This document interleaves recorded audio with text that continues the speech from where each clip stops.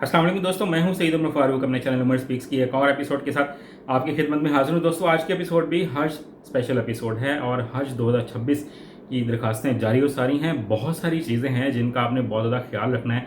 वजारत ने स्पेशल हिदायत भी जारी की हैं, तो किन किन बातों का ख्याल रखना है हज दरखास्त जमा करवाते वक्त या उसके बाद, ताकि आपका हज महफूज हो जाए, यानी कि आपकी दरख्वास्त मुस्तरद ना हो। तो ये तमाम तर डिटेल्स आज की वीडियो में शामिल करेंगे। कुछ आपके सवालात हैं उनका जवाब देंगे, बट वीडियो स्टार्ट करने से पहले आपसे सिर्फ इतनी सी रिक्वेस्ट है कि अगर आप हज और उम्रा से रिलेटेड लेटेस्ट इन्फॉर्मेशन से वाकिफ रहना चाहते हैं तो नीचे दिए सब्सक्राइब के बटन पे अभी क्लिक करें।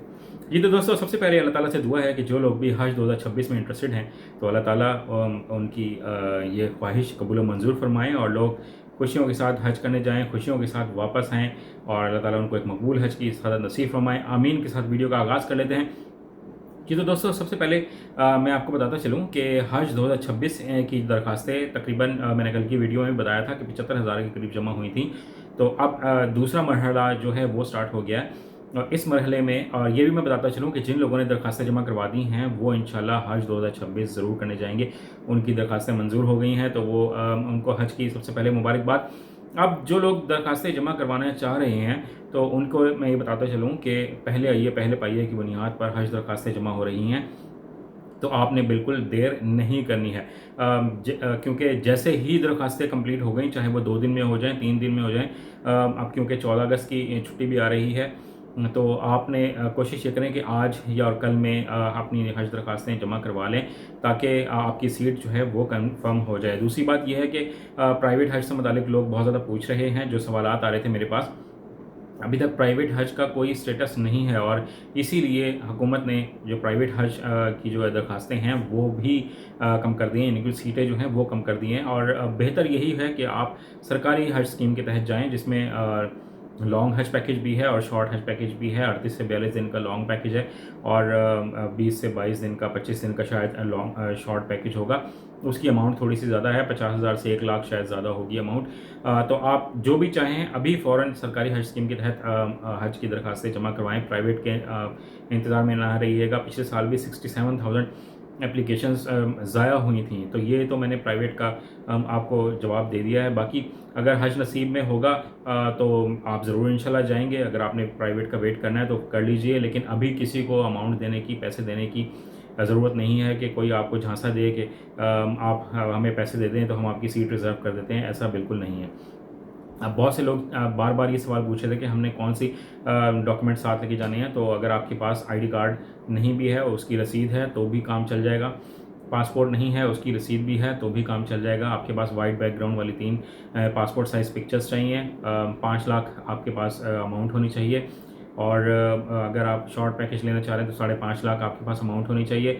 और एक और बात जो वजारत ने बहुत डिटेल में बताई है कि आपने जब बैंक में दरख्वास्त जमा करवानी है तो अपने जो नेक्स्ट ऑफ किन की इन्फॉर्मेशन तो डालेंगे और जो अकाउंट नंबर है वो आप अपना ही देंगे, किसी और का नहीं देंगे, ताकि अगर कोई अमाउंट वापस भी होनी है तो वो आप लोगों को आपके ही अकाउंट में जाए, किसी और के अकाउंट में जाए ना जाए। तो वजारत ने ये बात कही है कि जब भी आप किसी बैंक में जाएं तो दरख्वास्त देने से पहले उनसे पूछें कि क्या आप हमें इसकी प्रिंटेड रसीद देंगे या नहीं देंगे, प्रिंटेड एविडेंस देंगे हज का या नहीं देंगे। उस पर आपकी पिक्चर भी लगी हुई होगी और तमाम तरह डिटेल्स उसमें आपकी पुट हुई हुई होंगी। तो आपने जब वो डॉक्यूमेंट लेना है प्रिंट आउट, तो आपने उसको बैंक से बाहर निकलने से पहले उसको रीड आउट करना है। उसको पढ़ें कि उसमें कोई आपके नाम में, आपके फादर्स नेम में जो भी डिटेल्स आपके उस फॉर्म पे मौजूद हैं, आईडी कार्ड नंबर है, उसमें कोई मिस्टेक तो नहीं है। क्योंकि अगर यहाँ पे मिस्टेक हो गई, बैंक वाले ने एंट्री करते वक्त मिस्टेक कर दी, तो वो आपको बहुत ज़्यादा मुश्किलात का सामना करना पड़ेगा। हो सकता है आपकी हज दरख्वास्त कैंसिल भी हो जाए।